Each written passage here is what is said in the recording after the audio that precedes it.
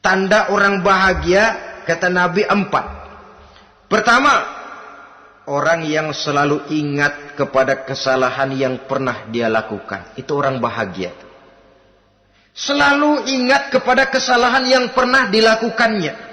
Sehingga pada saat akan melakukan kesalahan yang baru, dia mikir-mikir. Dosa gue yang kemarin udah 3 keranjang, nih nambah lagi. Ingatannya terhadap kesalahan yang lalu akan merupakan langkah preventif yang mencegah dirinya untuk tidak menambah kesalahannya. Orang bahagia, orang yang selalu ingat kesalahan yang pernah dia lakukan, terbayang di pelupuk mata, bukan ngumpet-ngumpetin dosa, sebab apa yang mau kita umpetin di hadapan Allah.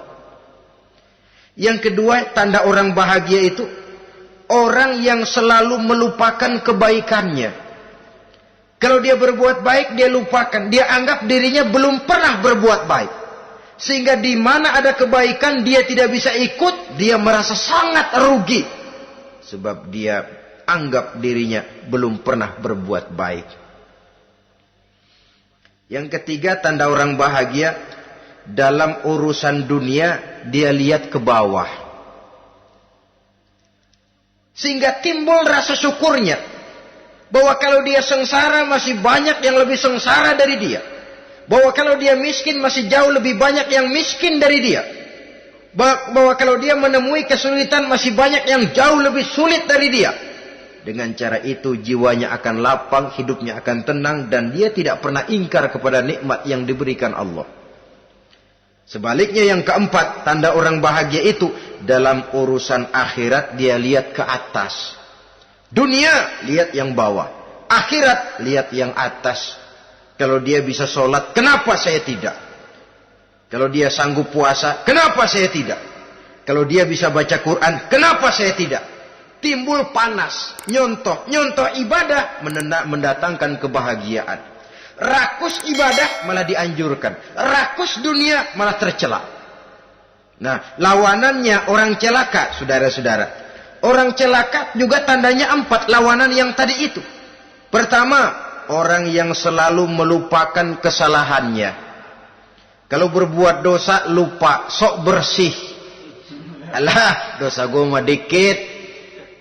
Saudara hadirin yang saya muliakan, orang yang selalu melupakan kesalahan, menganggap dirinya bersih, akhirnya kalau ingin berbuat dosa nggak mikir-mikir.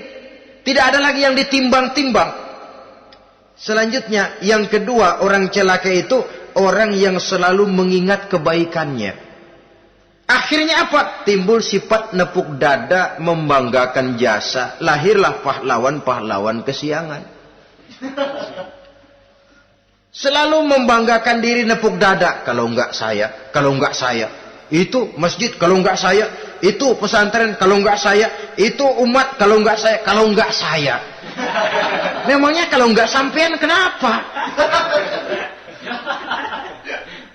Orang yang celaka adalah orang yang selalu menghitung-hitung kebaikan yang pernah dikerjakannya. Keikhlasannya kurang, makin dia hitung, makin kurang nilai pahalanya. Makanya kalau berbuat baik, ya anggap saja buang sampah, gak usah ditengok-tengok, gak usah diingat-ingat. Dan gak usah mengharap orang yang kita tempat berbuat baik akan membalas kebaikan. Saudara hadirin yang saya muliakan. Yang ketiga, tanda orang celaka dalam urusan dunia, ngelihatnya ke atas. Panasnya timbul. Syirik dan dengkinya naik. Rakusnya jadi.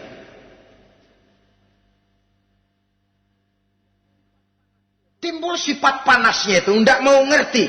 Kalau tetangga saya bisa beli kulkas, kenapa saya tidak? Kalau tetangga saya bisa beli motor, kenapa saya tidak? Kalau tetangga saya bisa beli mobil, kenapa saya tidak?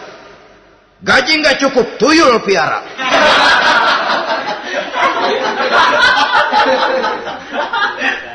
Orang itu kalau sudah didorong oleh rakus kan bisa jadi menghalalkan segala macam cara untuk mencapai tujuan. Dibakar oleh sifat tamak dan rakus bin serakah.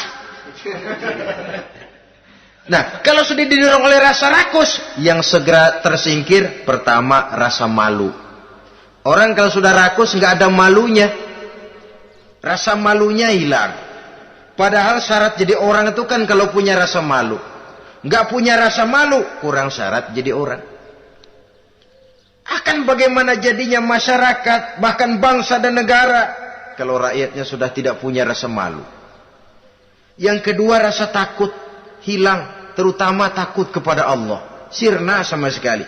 Sudah tujuan menghalalkan cara.